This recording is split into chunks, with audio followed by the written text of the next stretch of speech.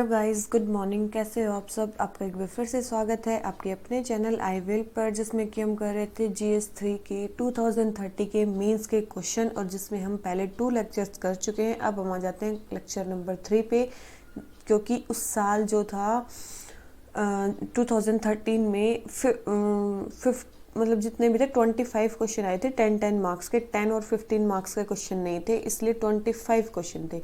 तो आज के हम 5 क्वेश्चन जो रिमेनिंग है वो और देख लेते हैं कि कौन कौन से क्वेश्चंस आए थे। ठीक है, अगर आपने अभी तक हमारे चैनल को सब्सक्राइब नहीं किया है तो आप चैनल को सब्सक्राइब करके जाना, ठीक है। और वीडियो को लाइक करना तो मत भूलना, ठीक है। तो चलिए आज का लेक्चर शुरू करते हैं देरी ना करते हुए। तो क्वेश्चन नंबर 21 क्या बोलता है? बोलता है money laundering poses a serious security threat to the country's economic sovereignty।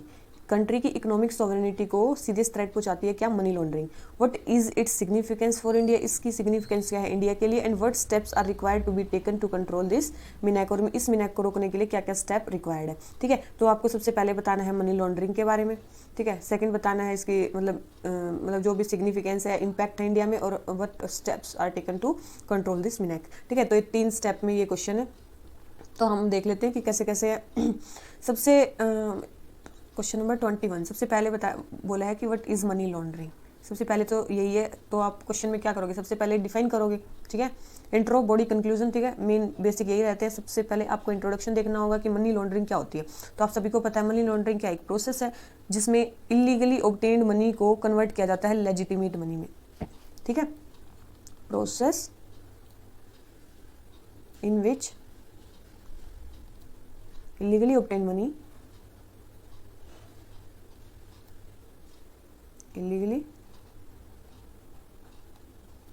money is converted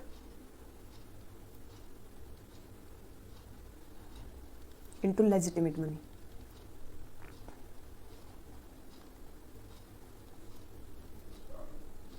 ठीक है, ये होती है मनी लॉन्ड्रिंग, ठीक है। तो यही है, और आप इसमें कोई फैक्ट भी लिख सकते हो। जैसे कि एक फैक्ट है कि अकॉर्डिंग टू IMF जो ग्लोबल मनी लॉन्ड्रिंग है, global money laundering is estimated between 2 to 5% of global GDP या फिर वर्ल्ड GDP। ठीक है, तो ये फैक्ट आप याद रख सकते हो कि IMF के अकॉर्डिंग जो ग्लोबल मनी लॉन्ड्रिंग है उसका कंट्रीब्यूशन मतलब वो कितनी है? Estimated 2 to 5% of world GDP। अगर हम इसको मतलब वो कर लेते हैं, मनी लॉन्ड्रिंग को स्टॉप कर देते हैं, तो कम से कम इतनी मनी जो है फॉर्मल इकोनॉमी में आ जाएगी। ठीक है, तो ये है एक फैक्ट, ये है। आप डेफिनेशन से शुरू कर सकते हो। और दूसरी चीज़ थी बताना था कि क्या क्या ये इम्पैक्ट करती है। ठीक है, ये क्या क्या इम्पैक्ट करती है, ठीक है। देख लेते हैं कि ये क्या क्या इम्पैक्ट करती है। ठीक है, इसके इम्पैक्ट को आप डिफरेंट उसमें भी बांट सकते हो। जैसे कि बांट सकते हो कि सबसे पहले आप देख सकते हो कि इसके इकोनॉमिक इम्पैक्ट क्या हो सकते हैं। ठीक है, इसके इकोनॉमिक इम्पैक्ट क्या हो सकते हैं? अगर मनी लॉन्ड्रिंग होती है तो इकोनॉमिक इम्पैक्ट क्या होते हैं? जो सबसे पहली चीज़ है कि लेजिटिमेसी ऑफ जो फाइनेंशियल मार्केट है वो अंडरमाइन हो जाएगी। क्या हो जाएगी? Undermining of financial markets. ठीक है, आप ये खुद लिख लेना, मैं पूरा नहीं लिख रही हूँ। दूसरी चीज़ क्या होगी? अंडरमाइनिंग हो जाएगी किसकी? प्राइवेट सेक्टर की। किसकी? प्राइवेट सेक्टर की भी अंडरमाइनिंग हो जाएगी। ठीक है, और क्या होगा? अगर उतनी मनी लॉन्ड्रिंग होती है, मतलब इलीगली प्रोड्यूस्ड मनी अगर लेजिटिमेट तरीके से आती है, तो इससे क्या होगा? लॉस ऑफ रिवेन्यू भी होगा गवर्नमेंट को। क्या हो जाता है? लॉस ऑफ रिवेन्यू भी होता है। इसके अलावा क्या है? जो इस मनी से लोग क्या करते हैं? बड़े बड़े मतलब घर खरीदते हैं, ज्वेलरी खरीदते हैं, या फिर जो भी मटेरियलिस्टिक सामान है वो खरीदते हैं। ठीक है, तो इससे क्या हो जाता है? इकोनॉमिक प्राइसेस बढ़ जाते हैं, इन्फ्लेशन बढ़ जाता है। ठीक है, राइज ऑफ इकोनॉमिक प्राइसेस। ठीक है, इससे क्या हो गया? इकोनॉमिक प्राइसेस बढ़ जाते हैं। ठीक है, और इसके अलावा क्या है? इकोनॉमिक डिस्टोरेशन और इकोनॉमिक डिस्टोरेशन और इंस्टेबिलिटी भी होती है। इकोनॉमिक डिस्टोरेशन एंड इंस्टेबिलिटी, ये वर्ड्स तो आपको लिखने ही पड़ेंगे। ठीक है, मतलब ये कुछ कुछ वर्ड्स हैं जो ऐसे क्वेश्चंस में आपको लिखने हैं। ठीक है, और फिर जो प्राइवेटाइजेशन एफर्ट्स है उसके भी सिक्योरिटी थ्रेट्स हो जाएंगे। ठीक है, security threats to privatisation efforts,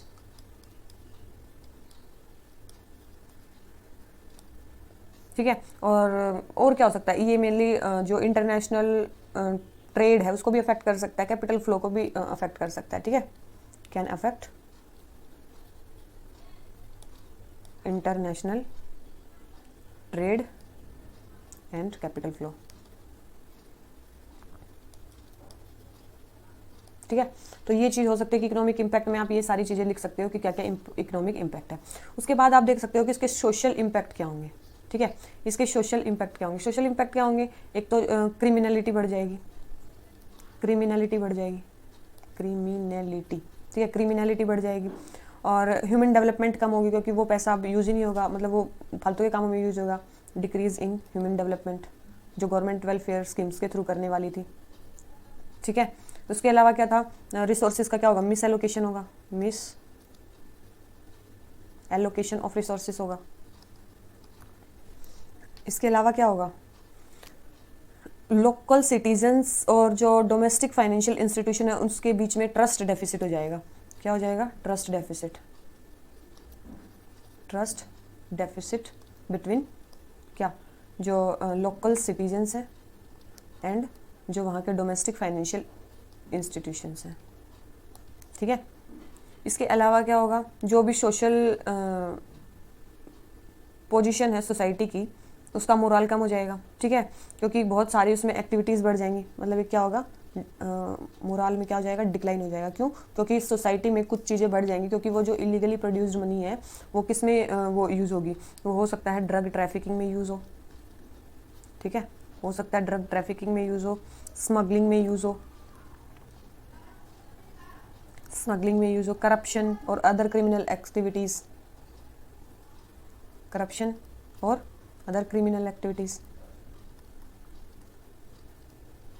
ठीक है। तो इन सारी चीज़ों से क्या हो सकता है, सोसाइटी में भी सोशल इम्पैक्ट होंगे। इकोनॉमिक इम्पैक्ट देख लिया आपने, सोशल इम्पैक्ट देख लिए। अब आप देख सकते हो कि पॉलिटिकल इम्पैक्ट क्या होंगे, पॉलिटिकल इम्पैक्ट क्या होंगे, इससे पॉलिटिकल डिस्ट्रस्ट बढ़ जाएगा सोसाइटी में। इससे क्या होगा, पॉलिटिकल डिस्ट्रस्ट बढ़ जाएगा सोसाइटी में। सोसाइटी पॉलिटिक्स पे वो ही नहीं करेगी, ट्रस्ट नहीं करेगी, और क्या हो जाएगी, वहाँ पे इंस्टेबिलिटी इंक्रीज हो जाएगी, ठीक है। इसके अलावा क्या हो जाएगा, पॉलिटिक्स का क्रिमिनलाइजेशन हो जाएगा, ठीक है, सबसे सिंपल सी चीज़ है, क्रिमिनलाइजेशन ऑफ पॉलिटिक्स हो जाएगा। तो ये हो गए इसके क्या, इकोनॉमिक, सोशल, पॉलिटिकल इम्पैक्ट। और भी बहुत सारे इसके अलावा भी इसके इम्पैक्ट हो सकते हैं। इसके अलावा आप लिख सकते हो कि अदर इम्पैक्ट्स, इसके अलावा इसके क्या इम्पैक्ट्स हो सकते हैं। हो सकता है कि मतलब अगर जो भी लेजिटिमेट तरीके से जो भी फर्म्स काम कर रही हैं और जो इललेजिटिमेट तरीके से काम कर रही है, तो जो इललेजिटिमेट वाली जो फर्म्स हैं हो सकता है कि वो क्राउड आउट कर दें जो लेजिटिमेट तरीके से फर्म्स काम करती हैं, क्योंकि वो जो फर्म काम करेंगी वो बिल्कुल लो प्राइसेस पे करेंगी, क्योंकि उनके पास जो मनी है वो इललेजिटिमेट तरीके की है, उनको तो वो वाइट करनी है, तो वो कितने भी सस्ते में कोई भी सामान बेच सकती हैं, ठीक है। तो ये क्या हो सकता है, can crowd out firms which runs on legitimate money, which runs on legitimate money, ठीक है, because of their low prices, ठीक है, because of their low prices, ठीक है। ये हो सकता है। और क्या हो सकता है, ये तो आपने देख ही लिया कि बहुत सारी इलीगल एक्टिविटीज़ को वो फंड करने के लिए हो सकता है। हाँ, एक मैंने बताया था कि जैसे कि नक्सलिज्म को भी ये प्रमोट कर सकता है। वो जो इलेजिटिमेट मनी है वो नक्सलिज्म को सपोर्ट करने के लिए भी, नॉन स्टेट जो एक्टर्स हैं उनको प्रमोट करने के लिए भी यूज़ हो सकती है, ठीक है। और आर्म्स एंड एम्यूनिशंस वो उससे खरीद सकते हैं, आर्म्स एंड एम्यूनिशंस को भी प्रोक्योर करने के लिए वो मनी यूज़ हो सकती है, ठीक है। तो भैया it can be source of financing illegal activities, can be source of financing illegal activities, ठीक है। इसके अलावा अगर वही है मतलब पॉलिटिकल करप्शन भी, वो तो आप पॉलिटिक्स में ही लिख सकते हो ये चीज़ की, इससे क्या होगा, पॉलिटिकल करप्शन इंक्रीज हो सकता है, जैसे क्रिमिनलाइजेशन, पॉल्यूशन क्या लिख रही हूँ, पॉलिटिकल करप्शन भी इंक्रीज हो सकता है इससे, ठीक है। तो इम्पैक्ट तो इसके बहुत सारे होंगे, ठीक है। इम्पैक्ट तो इसके होंगे बहुत सारे। इसके अलावा अगर आप करो कि मतलब ह्यूमन ट्रैफिकिंग, नारकोटिक्स ट्रेड में भी इसका यूज़ हो सकता है। और क्या लिख सकते हो, नारकोटिक्स ट्रेड में भी इसका यूज़ हो सकता है, ठीक है। और बस यही मतलब मेन चीज़ें होगी कि आपने ये सारी चीज़ें देख ली कि कहाँ कहाँ मेनली इसके इम्पैक्ट हो सकते हैं, ठीक है। मनी लॉन्ड्रिंग के इम्पैक्ट कहाँ हो सकते हैं, एक हमने स्टार्टिंग में देख ली थी इसकी डेफिनेशन क्या है, ठीक है। 10 मार्क्स के क्वेश्चन और 2 पेजेस आपको लिखने हैं, इतने में आपका 1.5 पेज तो आराम से भर जाएगा। अब हमसे लास्ट क्वेश्चन पूछा था कि स्टेप्स टू कंट्रोल, ठीक है ना, स्टेप्स टू कंट्रोल। अब हमसे पूछा था steps to control. Steps to control में आप कुछ लिख सकते हो डोमेस्टिक और कुछ लिखते हो इंटरनेशनल, कुछ लिख सकते हो डोमेस्टिक और कुछ लिख सकते हो इंटरनेशनल। इंटरनेशनल में आप लिख सकते हो जैसे कि FATF है, फाइनेंशियल एक्शन टास्क फोर्स है, वो भी मेनली मनी लॉन्ड्रिंग को प्रोहिबिट करती है। एक वियना कन्वेंशन है, एक है वियना कन्वेंशन, वो भी मेनली क्या करता है, क्रिमिनलाइज करता है लॉन्ड्रिंग ऑफ मनी को, जो कि ड्रग ट्रैफिकिंग से आती है, ठीक है। मेनली जो ड्रग ट्रैफिकिंग में जो मनी लॉन्ड्रिंग होती है उसको मेनली क्या करता है, क्रिमिनलाइज करता है, ठीक है। तो ये कुछ आप इंटरनेशनल एफर्ट्स लिख सकते हो, एफर्ट्स जो इंटरनेशनली डाले हैं। डोमेस्टिक में अगर आप देखो तो एक एक्ट है इंडिया में, prevention of money laundering act, सबसे फेमस एक्ट 2002 में जो आया था, ठीक है। यही एक और लीगल फ्रेमवर्क इंडिया में।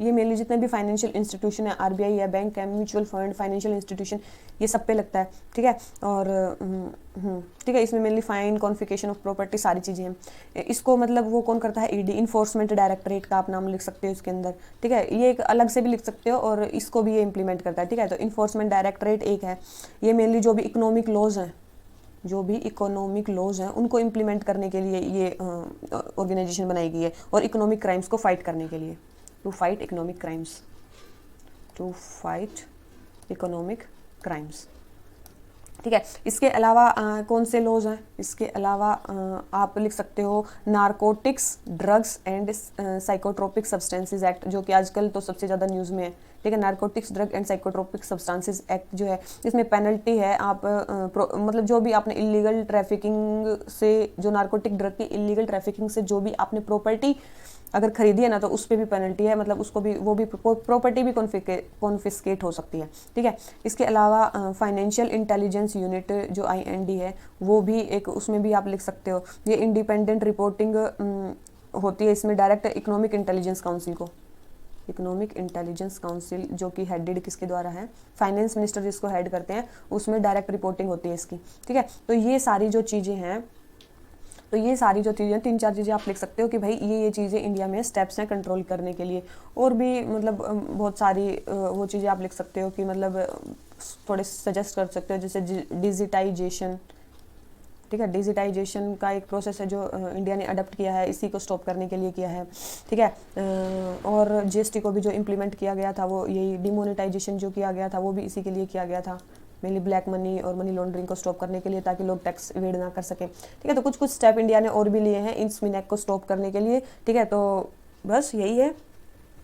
कंक्लूजन में अब देखो, लास्ट में आपकी बॉडी होगी, अब लास्ट में आप कंक्लूजन में क्या लिख सकते हो, कंक्लूजन में आप लिख सकते हो कि both international and domestic stakeholder need to come together by strengthening data sharing mechanism आपस में, to effectively eliminate the problem of money laundering, ठीक है। तो आप ये लिख सकते हो, both international and domestic stakeholders, ये आप कहीं पे भी यूज़ कर सकते हो, both international and domestic stakeholders need to come together, need to come together by strengthening data sharing, by strengthening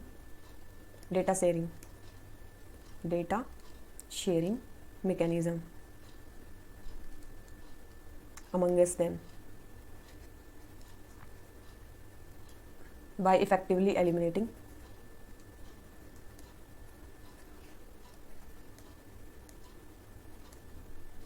the problem of money laundering, the problem of money laundering, ठीक है। तो ये जो चीज़ें हैं ये आप कंक्लूजन में लिख सकते हो। तो हमसे 3 ही चीज़ें पूछी थी, एक तो कंक्लूजन, एक स्टेप्स, और एक इसका क्या इम्पैक्ट है इंडिया के लिए, सिग्निफिकेंस है इसका, क्या इम्पैक्ट है इंडिया के लिए, और मेन चीज़ थी मनी लॉन्ड्रिंग, उसके बारे में हमने कर लिया, ठीक है। तो जो हमारा क्वेश्चन नंबर 21 है मनी लॉन्ड्रिंग के बारे में, एक बार क्वेश्चन पे आके देखते हैं कि क्या हमारा कंप्लीट हुआ कि नहीं हुआ, ठीक है। तो ये हो गया हमारा कंक्लूजन। अब आ जाएंगे हम नेक्स्ट क्वेश्चन पे।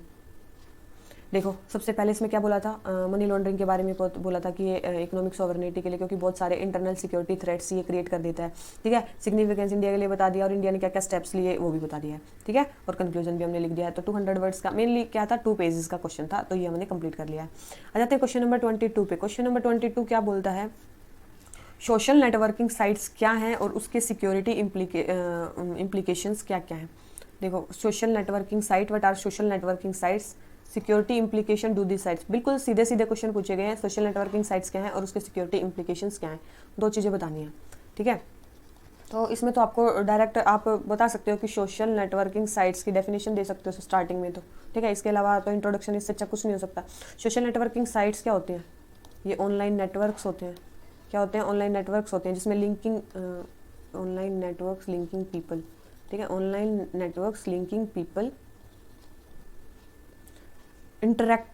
interested in sharing their experiences, who are interested in sharing experiences, knowledge,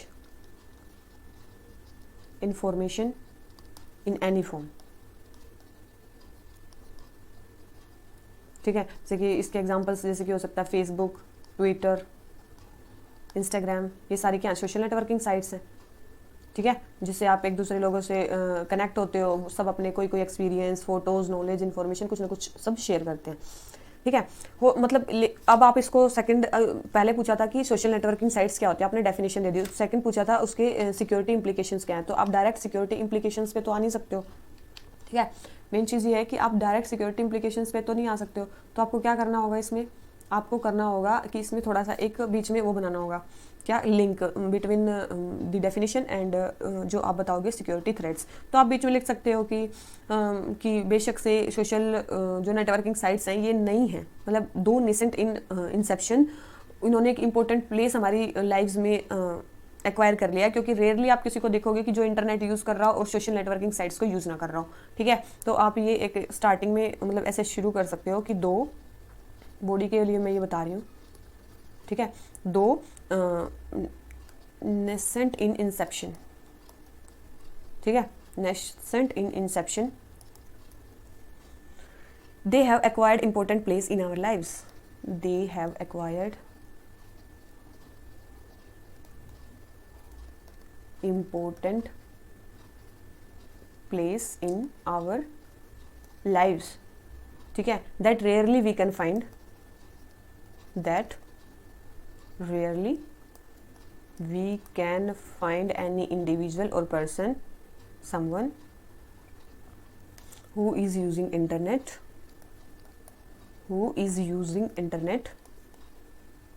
and not linked to any social networking site, and not, ये आप लिख सकते हो, ठीक है, not linked to any social networking site, ठीक है। और इसके इतने ज़्यादा पेनिट्रेशन के कारण, बिकॉज ऑफ इट्स पेनिट्रेशन, ठीक है, इसके इतने ज़्यादा पेनिट्रेशन के कारण जो अनस्ट्रक्चर यूज़ कर रहे हैं और जो ऑपरेटर या जो क्रिमिनल एलिमेंट्स भी इसको काफ़ी ज़्यादा यूज़ कर रहे हैं, ठीक है। मतलब अगर आप अच्छे आदमी के पास अगर टेक्नोलॉजी जाएगी तो बुरे के भी पास जाएगी, ठीक है, आप ये भी लिख सकते हो, क्योंकि इंक्रीज इन पेनिट्रेशन, इसका पेनिट्रेशन इतना ज़्यादा हो गया है कि जो अनस्कल्चर्स,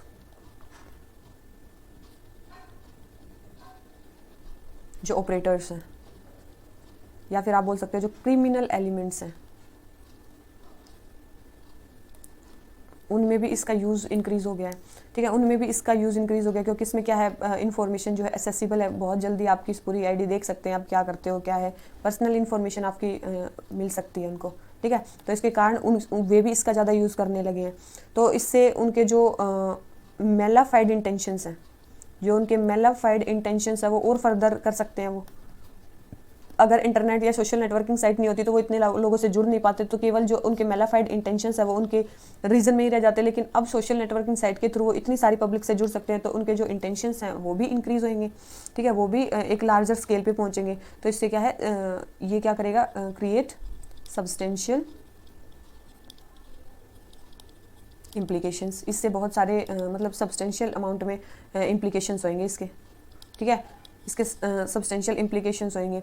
अब सिक्योरिटी थ्रेट्स क्या हो सकते हैं इसके, अब सेकंड क्वेश्चन में यही पूछा था, ये तो हम क्या बना रहे थे, इसके बीच में लिंक बना रहे थे कि हम सिक्योरिटी इम्प्लीकेशंस पे पहुंचे, क्योंकि सिक्योरिटी इम्प्लीकेशंस के बारे में पूछ रखा था। ठीक है, तो सबसे पहले हमने क्या किया, सोशल नेटवर्किंग साइट्स की डेफिनेशन दी, then we made a link between the body and the introduction. ठीक है, अब आता हमारा मेन सेकंड पार्ट की थ्रेट्स और security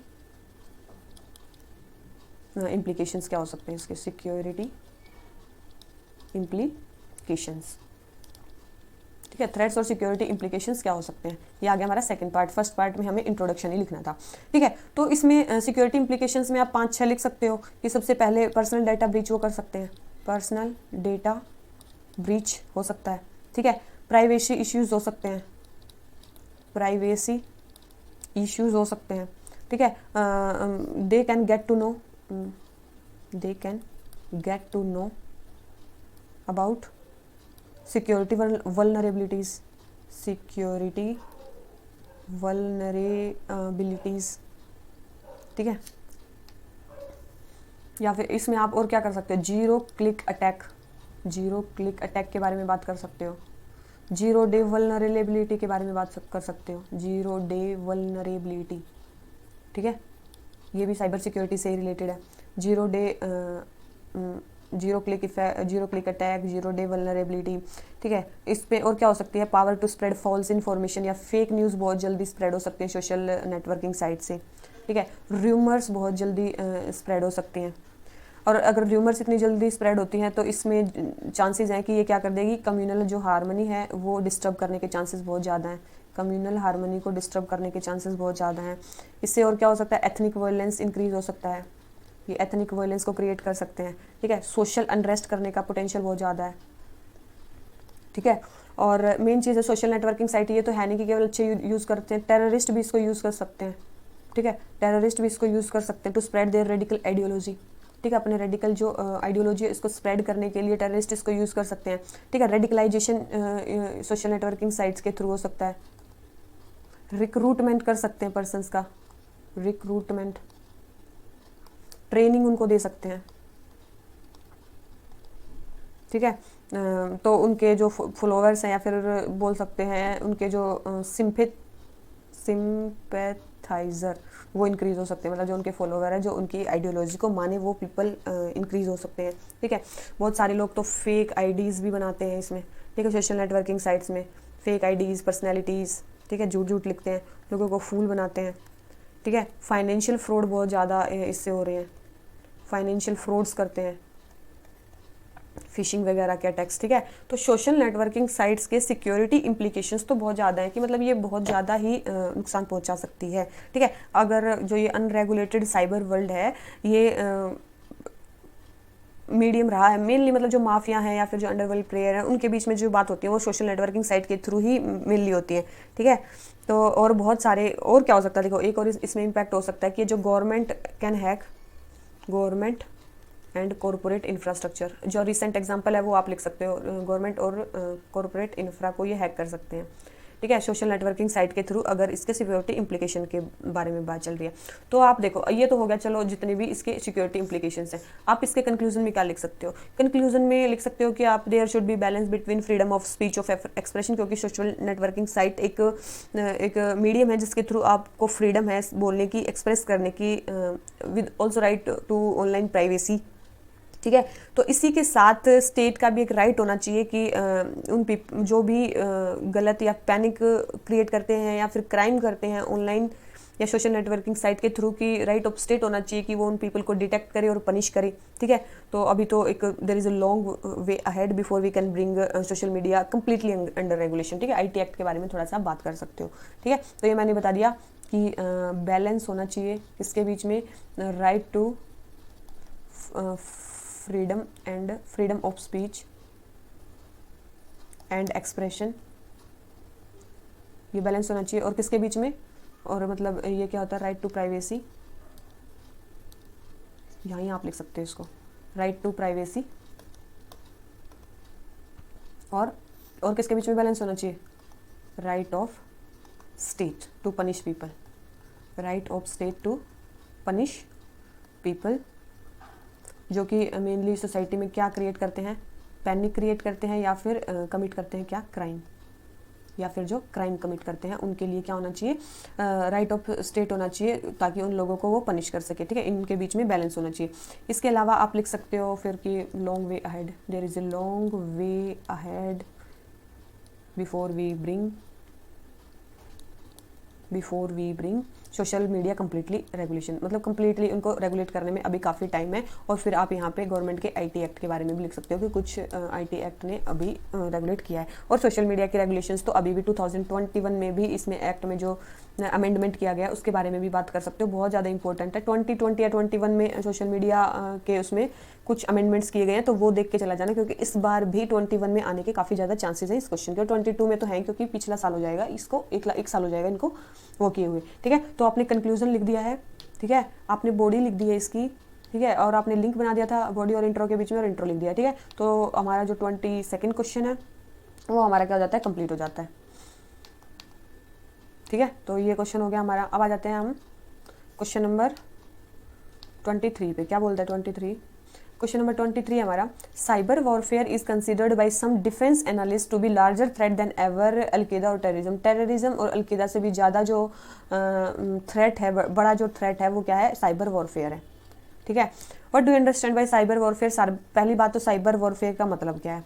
second, outline the cyber threats which India is vulnerable to and bring out, सबसे सेकंड बताना है कि इंडिया किन किन साइबर थ्रेट्स से वल्नरेबल है और कंट्री कितनी प्रिपेयर है, ठीक है। ये 3 चीज़ें हमें बतानी है इसमें, इस क्वेश्चन में, साइबर वॉरफेयर के क्वेश्चन में। तो मेनली साइबर वॉरफेयर होता क्या है, सबसे पहले तो आपको यही डेफिनेशन देनी है, ठीक है। क्वेश्चन कौन सा है, 23।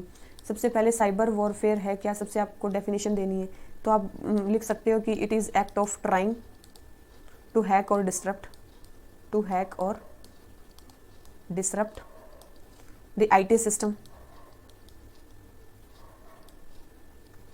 of adversary, either for extracting confidential information, either to extract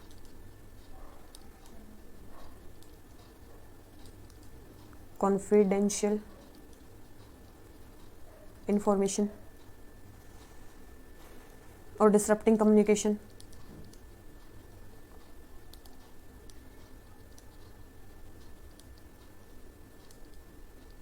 ठीक है। तो ये चीज़ है, मतलब हैक करने की कोशिश करना। एग्जाम्पल पेगासस का भी आप लिख सकते हो, जो अब रिसेंटली हुआ है, ठीक है, पेगासस। तो ये आप लिख सकते हो पेगासस के बारे में, ठीक है। और क्या बोला है, सबसे पहले तो यही बोला है कि साइबर वारफेयर क्या है, उससे आप क्या समझते हो, ठीक है, ये आपने बता दिया। तो अब आप लिख सकते हो कि जितना जितना इसका पेनिट्रेशन बढ़ रहा है IT सिस्टम का, तो मतलब हम तो IT सिस्टम के पॉजिटिव इम्पैक्ट और जो नेगेटिव इम्पैक्ट है वो भी उसके साथ साथ ही बढ़ रहे हैं, ठीक है। हमारा IT सिस्टम उतना ही ज़्यादा वल्नरेबल भी होता जा रहा है कि वो रॉन्ग लोगों के हाथों में जाए, ठीक है।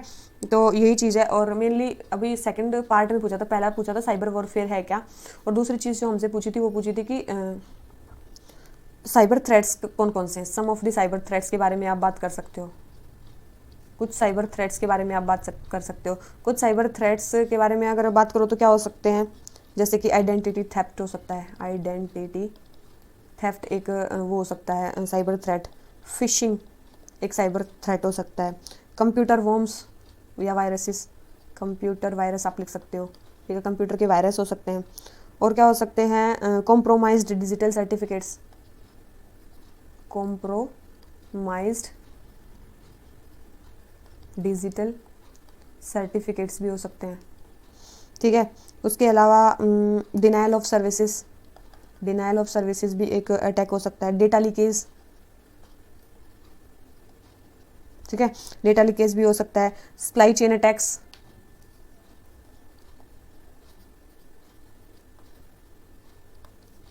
सप्लाई चेन अटैक्स अभी थोड़ी देर पहले बताया था। जीरो क्लिक अटैक्स, ठीक है। तो मेनली तो यही है सारे बोटनेट्स, ठीक है। बोटनेट्स ये सारे क्या हैं, मेनली साइबर थ्रेट्स हैं जो इंडिया को मतलब जो मेनली इंडिया के लिए हैं, मतलब ठीक है, इंडिया में हो सकते हैं ये सारे, कहीं पे भी हो सकते हैं वैसे तो, ठीक है। मेनली साइबर सिक्योरिटी, ठीक है। अब ये होगा साइबर वॉरफेयर की साइबर वॉरफेयर में आप क्या क्या कर सकते हो, हमने साइबर वॉरफेयर क्या है और साइबर थ्रेट्स क्या क्या हैं जिससे इंडिया वल्नरेबल है और इंडिया की क्या प्रिपेयर्डनेस है उसके लिए। तो उसके लिए क्या होंगे, साइबर सिक्योरिटी मेजर्स होंगे, ठीक है। अब उसके लिए क्या होंगे, साइबर सिक्योरिटी मेजर्स होंगे। कहाँ गए हम, साइबर सिक्योरिटी मेजर्स होंगे। 2 पार्ट्स हो गए, थर्ड पार्ट में आते हैं साइबर सिक्योरिटी। आप मेजर्स के बारे में लिख सकते हो, जैसे कि नेशनल साइबर सिक्योरिटी पॉलिसी के बारे में आप लिख सकते हो, नेशनल साइबर सिक्योरिटी पॉलिसी, इसके बारे में लिख सकते हो कि इंडिया ने ये इम्प्लीमेंट की है। इसका एम क्या है, इसका एम है कि एक नेशनल लेवल नोडल एजेंसी बनानी है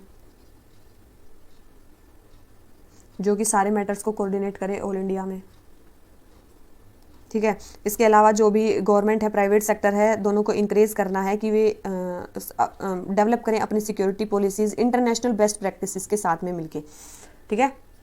किसको, प्राइवेट सेक्टर और गवर्नमेंट दोनों मिलके अपनी डोमेस्टिक क्या बनाए, डोमेस्टिक क्या बनानी है इनको, सिक्योरिटी पॉलिसीज़ बनानी है in line with international policies. ये एक टारगेट है इसका, in line to international policies. और क्या करना है, जो हमारा CERT सिस्टम है 24/7 ऑपरेशनल CERT सिस्टम होना चाहिए, CERT इन सिस्टम होना चाहिए, मतलब computer emergency response team. Computer emergency response team Indian जो नेशनल लेवल पे है वो फंक्शन करना चाहिए, ठीक है। नेशनल लेवल पे फंक्शन करना चाहिए, मतलब जितना भी कोऑर्डिनेशन है, कम्युनिकेशन है साइबर क्राइसिस सिचुएशंस में वो होना चाहिए इसके थ्रू, ठीक है। कोऑर्डिनेशन होना चाहिए, coordination communication between different departments, ठीक है। और क्या हो सकता है, और हो सकता है कि पब्लिक की इंफ्रास्ट्रक्चर का यूज़ हो सकता है, पब्लिक की इंफ्रास्ट्रक्चर का यूज़ हो सकता है उनको बचाने में, ठीक है। और तो अवेयरनेस आप कर सकते हो, ठीक है। IT में आप इंफ्रा डेवलपमेंट में आप वो कर सकते हो, टेक्नोलॉजी में आप इन्वेस्टमेंट कर सकते हो, रिसर्च एंड डेवलपमेंट में आपको खर्चा करना होगा किसके लिए, ठीक है। रिसर्च एंड डेवलपमेंट आपको करनी होगी, इन्वेस्टमेंट करना होगा, फाइनेंस करना होगा हमारे साइबर सिक्योरिटी मेजर्स को, ठीक है। और गवर्नमेंट के थ्रू क्या होगा, और क्या करना होगा, और क्या करना होगा, इंटरनेशनल कोलैबोरेशन करने होंगे, मतलब बायलैटरल जो होते हैं ना, बायलैटरल एग्रीमेंट्स करने होंगे। जिन जिन कंट्रीज़ में साइबर सिक्योरिटी काफ़ी अच्छी है उन कंट्री से बायलैटरल एग्रीमेंट्स करो और वहाँ की जो सिक्योरिटी पॉलिसीज़ हैं उनके साथ इंडिया की जो पॉलिसीज़ हैं उनको कन्ग्रुएंट बनाओ, ठीक है। ये चीज़ें हो सकती हैं। और रेगुलर बेसिस पे साइबर एक्सरसाइजेज होनी चाहिए, ठीक है। मिलिट्री लेवल पे मिलिट्री की भी क्या होनी चाहिए, मिलिट्री की भी क्या होनी चाहिए, साइबर एक्सरसाइजेज होनी चाहिए। जैसे मिलिट्री की ड्रिल करते हो ऐसे साइबर एक्सरसाइजेज होनी चाहिए ताकि ये अटैक्स ना हो सकें, ठीक है। इससे अगर साइबर एक्सरसाइज करोगे तो इससे पता चलेगा कि क्या क्या प्रिपेयर्डनेस है हमारी साइबर फॉर्मेशन में, मैकेनिज्म में, ताकि हम क्या कर सकें, जो साइबर वॉरफेयर है उसको डिटर कर सकें, ठीक है। साइबर वॉरफेयर को डिटर करने का ये आप कंक्लूजन में भी लिख सकते हो, कंक्लूडिंग रिमार्क भी लिख सकते हो, ठीक है। कंक्लूजन में आप ये लिख सकते हो कि आप ये भी कर सकते हो इतनी सारी चीज़ों के अलावा, ताकि जो हमारा साइबर जो वर्ल्ड है वो सही रहे, ठीक है। तो आप साइबर वॉरफेयर के बारे में ये सारी चीज़ें लिख सकते हो। सबसे पहले साइबर वॉरफेयर है क्या, ठीक है। उसके बाद कुछ साइबर थ्रेट्स क्या क्या हो सकते हैं, ठीक है। मीजर्स इंडिया ने मतलब क्या क्या ले सकता है, ठीक है। और कंक्लूजन मैंने बता दिया, लास्ट में आप ये वाला कंक्लूजन डाल सकते हो, ठीक है। तो ये हो जाता है हमारा क्वेश्चन नंबर 23, ठीक है। क्या क्या है, आ जाते हैं क्वेश्चन नंबर 24 पे। Article 244 of Indian Constitution relates to administration of scheduled areas and tribal areas. Scheduled areas, tribal areas के administration से related है Article 244. Analyze the impact of non-implementation of provisions of fifth schedule in growth of left-wing extremism. इसने बोला है कि जो हमारे fifth schedule के प्रोविजंस हैं वो इम्प्लीमेंट नहीं हुए हैं ट्राइबल एरियाज में, जिसके कारण ग्रोथ हुई है लेफ्ट विंग एक्सट्रीमिज्म की। तो वो एनालाइज करना है उसका क्या क्या इम्पैक्ट हुआ है नॉन इम्प्लीमेंटेशन का, ठीक है। तो लेफ्ट विंग एक्सट्रीमिज्म कितना ज़्यादा इंपॉर्टेंट है ये आपने देख लिया कि यूपीएससी ने क्वेश्चन पूछा हुआ है, ठीक है। तो आ जाते हैं क्वेश्चन नंबर 24 पे, ठीक है।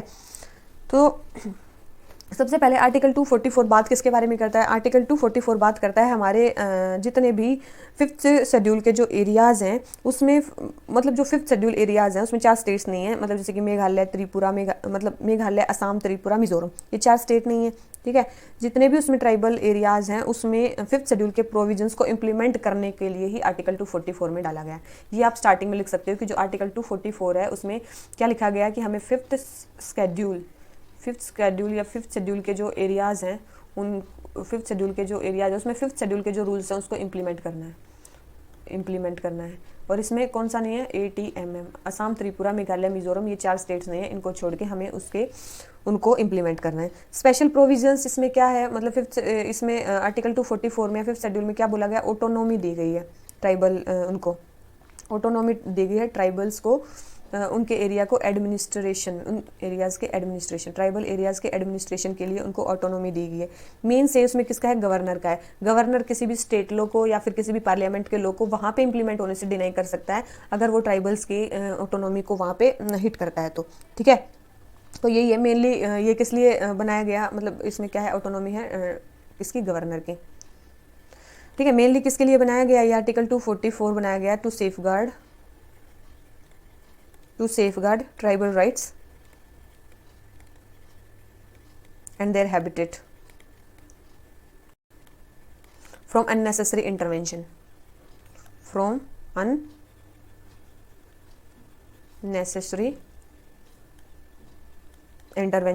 from external forces,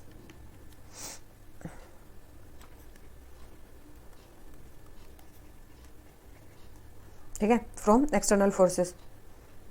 लेकिन आप ये भी लिख सकते हो अब, क्योंकि आपको जाना है कि क्यों लेफ्ट विंग एक्सट्रीमिज्म वो हुआ, ठीक है। तो लेकिन बट आप लिख सकते हो और फिर लेफ्ट विंग एक्सट्रीमिज्म पे आ सकते हो। But the spirit of letter and spirit, letter में तो हो गया लेकिन स्पिरिट में नहीं हुआ। The spirit of fifth schedule is largely ignored, मतलब स्पिरिट में उसको नहीं किया गया। होता है ना कि ये चीज़ लेटर एंड स्पिरिट दोनों में इंप्लीमेंट हुई है, तो ये लेटर में तो हो गया लेकिन स्पिरिट में नहीं हुआ, इग्नोर कर दिया गया, ignored to the detriment of tribal rights,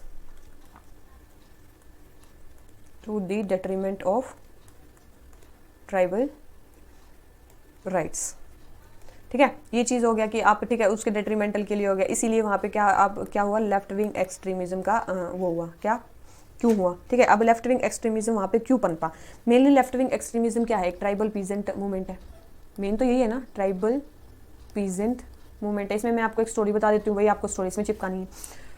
independence के बाद क्या हुआ, देखो, एक ट्राइबल पीजेंट मूवमेंट है। ट्राइबल पीजेंट मूवमेंट क्यों हुआ, क्योंकि इंडिपेंडेंस के बाद क्या हुआ, इंडिया को क्या करना था, इंडस्ट्रियलाइजेशन करना था, ठीक है, इंडस्ट्रियलाइजेशन करना था। और इंडस्ट्रियलाइजेशन के लिए क्या किया गया, इंडस्ट्रियलाइजेशन के लिए बहुत सारे रॉ मटेरियल्स की रिक्वायरमेंट थी।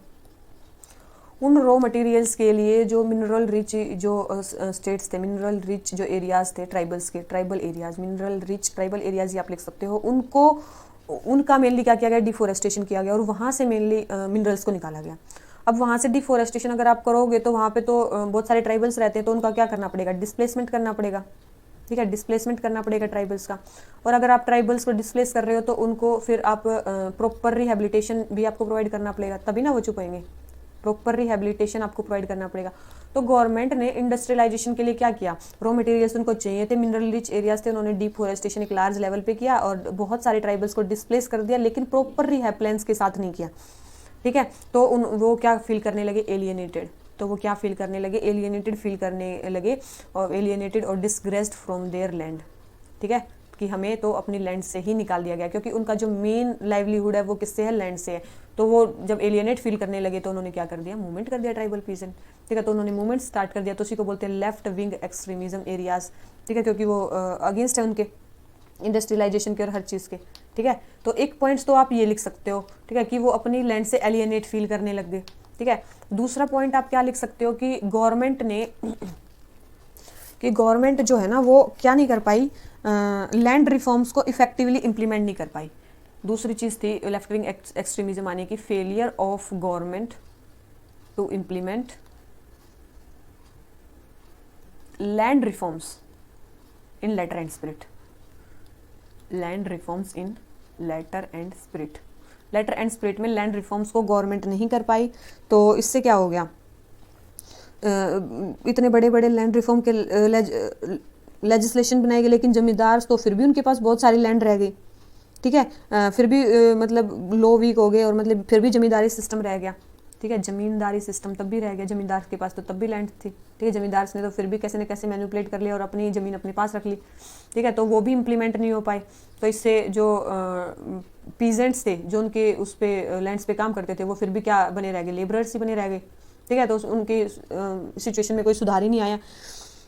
तीसरी चीज़ क्या है, मेनली जो ट्राइबल एरियाज़ थे वो मेनली क्या थे, उनके लाइवलीहुड का तरीका थे, मतलब ठीक है, मेनली लाइवलीहुड वो उससे कमाते थे, ठीक है। तो अब क्या हुआ, उनका लॉस ऑफ लाइवलीहुड हो गया। जैसे उनको रिहेबिलिटेट करा तो लॉस ऑफ लाइवलीहुड हो गया। और जब किसी की रोटी छीनती है ना तो फिर वो प्रोटेस्ट करता है, ठीक है। अगर आप उसको प्रॉपर रिहेबिलिटेशन प्रोवाइड नहीं करोगे, प्रॉपर उनको कोई डिफरेंट जॉब्स या कुछ वो नहीं दोगे, अल्टरनेटिव नहीं दोगे, तो फिर वो क्या करेंगे, प्रोटेस्ट ही करेंगे, ठीक है। वो चीज़ थी। इसके अलावा चलो लॉस ऑफ लाइवलीहुड हो गया, तो इसको क्या हो गया, socio economic deprivation, socio economic deprivation हुआ उनका, ठीक है। सोशियो इकोनॉमिक डिप्राइवेशन हुआ, उनमें क्या होगी, पॉवर्टी इंक्रीज हो गई, ठीक है। उनमें क्या हो गया, पॉवर्टी इंक्रीज हो गई। और उनमें पॉवर्टी इंक्रीज हो गई तो वही दिखाता है कि पॉवर्टी इंक्रीज हो गई। और हमने 5th शेड्यूल को भी इम्प्लीमेंट किया उन ट्राइबल एरियाज़ में ऑटोनॉमी देने के लिए, एडमिनिस्ट्रेशन के लिए, लेकिन वो भी लेटर एंड स्प्लिट में अगर नहीं हो पाया तो फिर मतलब ये गवर्नमेंट का क्या है, वही ना है। इसमें आप कुछ फैक्ट्स भी लिख सकते हो, ठीक है। इसमें आप कुछ लास्ट में कुछ फैक्ट्स भी लिख सकते हो कि भाई कुछ कॉन्स्टिट्यूशन में तो मतलब ये है, कुछ रिपोर्ट्स भी आई हैं, कुछ रिपोर्ट्स के बारे में आप बता सकते हो। कॉन्स्टिट्यूशनल प्रोविजन तो हो गया 5th शेड्यूल, रिपोर्ट्स के बारे में बता सकते हो कि tribal health in India report, एक tribal health in India report आई थी। उसमें बताया गया था कि 104 मिलियन जो ट्राइबल्स हैं वो जो उनके 809 ट्राइबल ब्लॉक्स हैं, 809 जो ट्राइबल ब्लॉक्स हैं उनसे बाहर रहते हैं, आउटसाइड देयर ट्राइबल ब्लॉक्स रहते हैं। 1.104 मिलियन ट्राइबल्स अपने 809 जो ब्लॉक्स हैं, ट्राइबल मेजोरिटी ब्लॉक्स, वहाँ से बाहर रहते हैं, ठीक है। ये चीज़, ये एक रिपोर्ट बताई थी।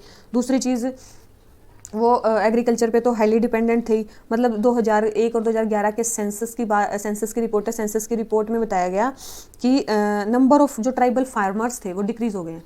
नंबर ऑफ जो ट्राइबल फार्मर्स हैं वो 10% रिड्यूस हो गए हैं, बाई 10%, ठीक है। और जो नंबर ऑफ जो एग्रीकल्चर लेबरर्स हैं वो इंक्रीज़ हो गए 9% से। तो ये भी एक रिपोर्ट है कि उनकी ज़मीन छिन गई तो वो बाहर आके क्या हो गए, ट्राइबल एग्रीकल्चर लेबरर्स बन गए, ठीक है। ये भी एक रिपोर्ट आई थी सेंसस में। ये भी था कि ट्राइबल्स अपने एरिया से बाहर रहने लगे। तो यही है प्रोटेस्ट करने के उनका मेन तरीका। लेफ्ट विंग एक्सट्रीमिज्म का मेनली जो मुद्दा है वो है मेनली उनकी लैंड जिसके लिए वो लड़ रहे हैं, ठीक है। तो ये आप रिपोर्ट्स लिख सकते हो। तो ये मेन लेफ्ट विंग एक्सट्रीमिज्म के रीजंस थे। और बस ये चीज़ थी। आर्टिकल 244 किसके बारे में बात करता है, 5th शेड्यूल में कौन कौन से एरियाज़ नहीं है और जो हैं वो क्यों उनमें ये चीज़ें हो रही हैं, ठीक है। तो ये हमारा हो जाता है क्वेश्चन नंबर 24। देखो, article 244 of Indian constitution relates to administration of schedule areas and tribal areas, ये बता दिया। इम्पैक्ट ऑफ नॉन इम्प्लीमेंटेशन, क्या हुआ, वो प्रोटेस्ट करने लगे, ठीक है। अगर इंप्लीमेंट नहीं हुआ तो क्या हुआ, पॉवर्टी इंक्रीज होगी, सोशियो इकोनॉमिक कंडीशन उनकी खराब होगी और लाइवलीहुड उनसे छिन गया, ठीक है। तो वो प्रोटेस्ट ही करेंगे। तो इसी से क्या हुआ, लेफ्ट विंग एक्सट्रीमिज्म की ग्रोथ हुई, ठीक है। तो वैसे फिर आप लास्ट में थोड़े बहुत स्टेप्स लिख सकते हो कि गवर्नमेंट क्या क्या कर रही है उनको वो करने के लिए, ठीक है। तो जो हमारा क्वेश्चन नंबर 24 है वो भी हमारा कंप्लीट हो जाता है। अब देख लेते हैं अपने लास्ट क्वेश्चन को, क्वेश्चन नंबर 25 को। क्या बोलता है question number 25, how far are India's internal security challenges, India के जो इंटरनल सिक्योरिटी चैलेंज है कहाँ तक बॉर्डर मैनेजमेंट से लिंक है in view of long porous borders with most countries of South Asia and Myanmar. South Asia और Myanmar के respect में लॉन्ग पोरस बॉर्डर्स हैं वो कैसे चैलेंज हो सकते हैं इंडिया की सिक्योरिटी के लिए, इंटरनल सिक्योरिटी के लिए। तो देखो, इंडिया के बॉर्डर्स की बात चल रही है तो आप सबसे पहले जो क्वेश्चन है वो तो फैक्ट्स से शुरू कर सकते हो।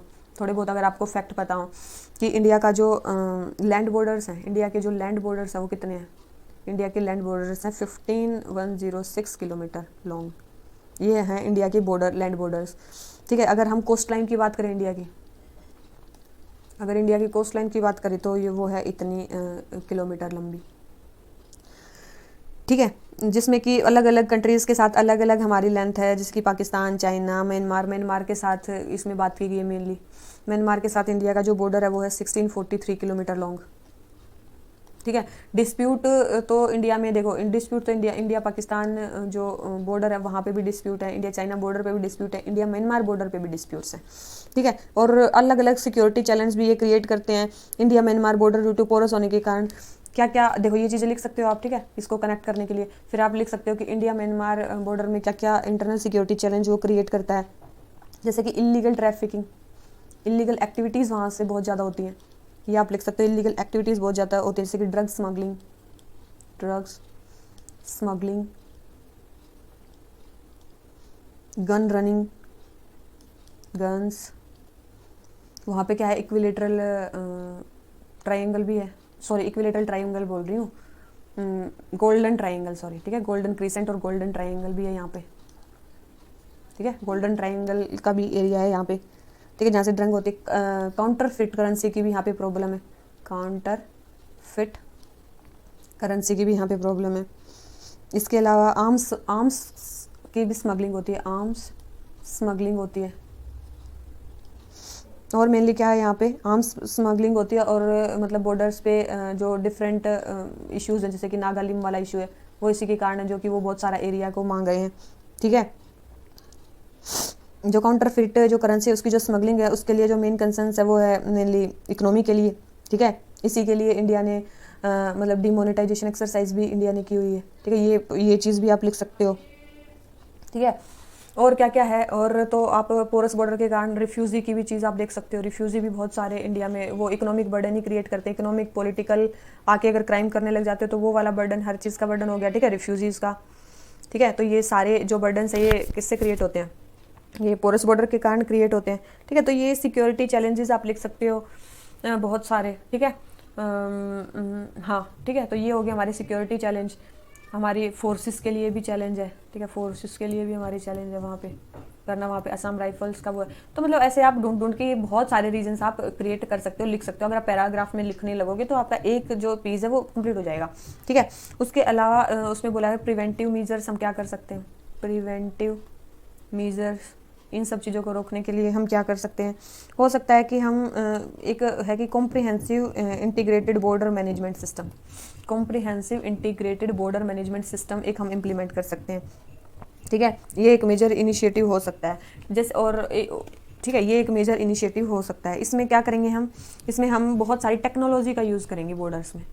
किसका यूज़ करेंगे, बॉर्डर्स में टेक्नोलॉजी का यूज़ करेंगे, जैसे कि hand held thermal imager, hand held thermal imager का भी यूज़ कर सकते हैं, नाइट विजन डिवाइसेस का यूज़ कर सकते हैं, लॉन्ग रेंज रेडार्स का यूज़ कर सकते हैं, बैटल फील्ड सर्विलियंस रेडार का यूज़ कर सकते हैं, ठीक है। तो इन सब रेडार, इन सब टेक्नोलॉजी का यूज़ करके हम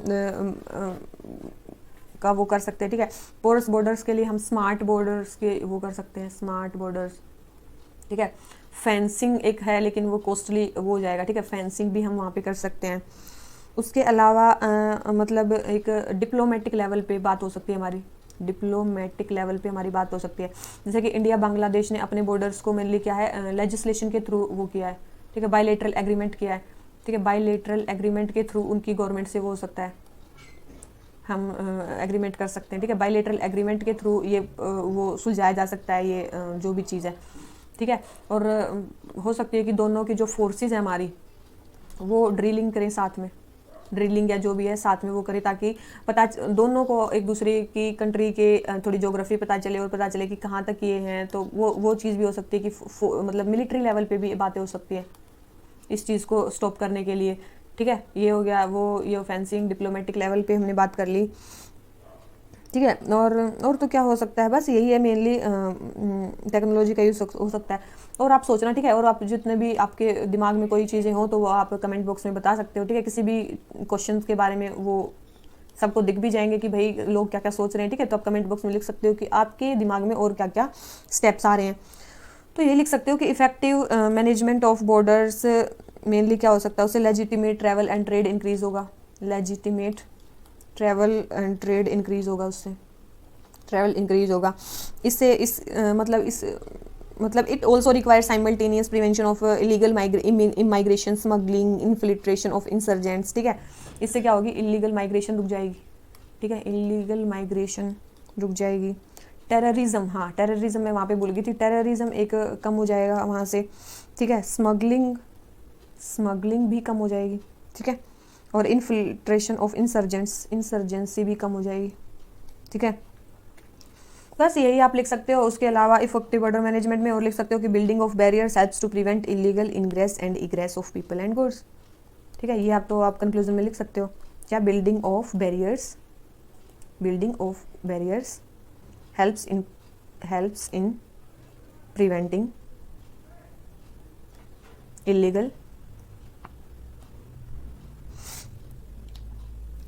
illegal ingress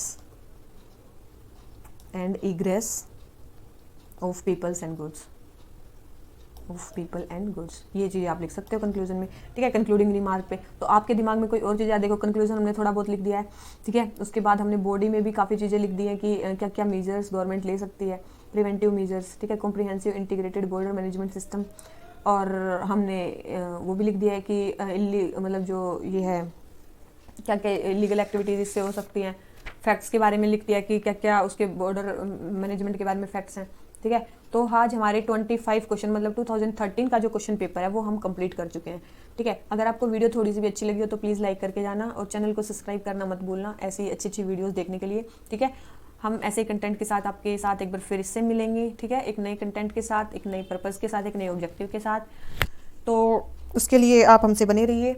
so thank you very much, bye bye, और चैनल को सब्सक्राइब करना प्लीज़ मत भूलना। ठीक है, चलिए बाय, थैंक यू।